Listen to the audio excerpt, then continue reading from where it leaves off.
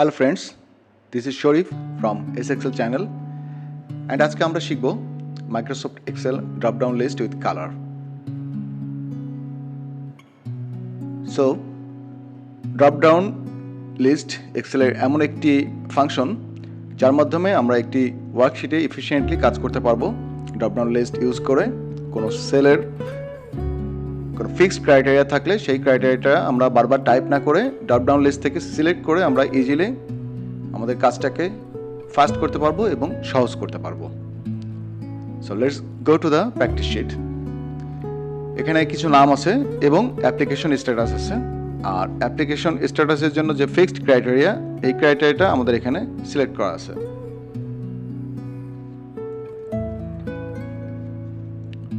So ক্রাইটেরিয়াটা আমরা এখানে রাখলাম।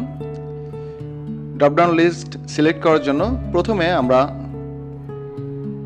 টোটাল কলামটাকে সিলেক্ট করব এবং দেন ডেটা মেনু বার থেকে আমরা ডেটা টুলস থেকে ডেটা ভ্যালিডেশনে যাব। সেটিংসে অ্যানি ভ্যালু দেওয়া আছে, আমরা যেহেতু ড্রপডাউন লিস্ট নিয়ে কাজ করব সো আমরা লিস্ট সিলেক্ট করব এবং সাথে সাথে এখানে সোর্স জানতে যাচ্ছে। সো সোর্স ক্লিক করে আমরা সোর্সটা সিলেক্ট করে দেব আমাদের সিলেক্টেড যে ক্রাইটেরিয়া আছে এবং then press okay button.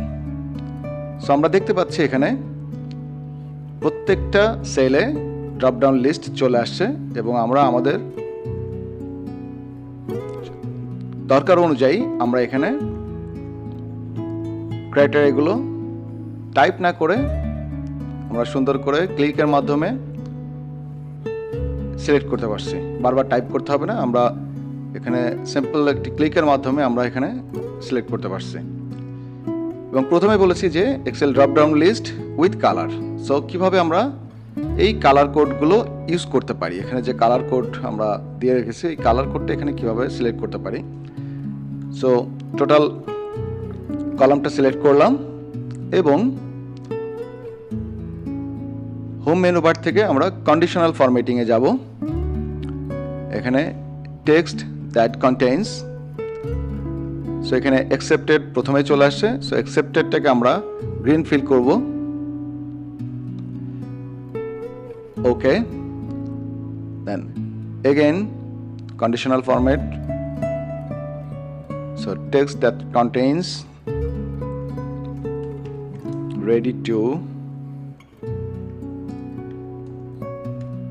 Review, এটাকে ইয়েলো হাইলাইট করব।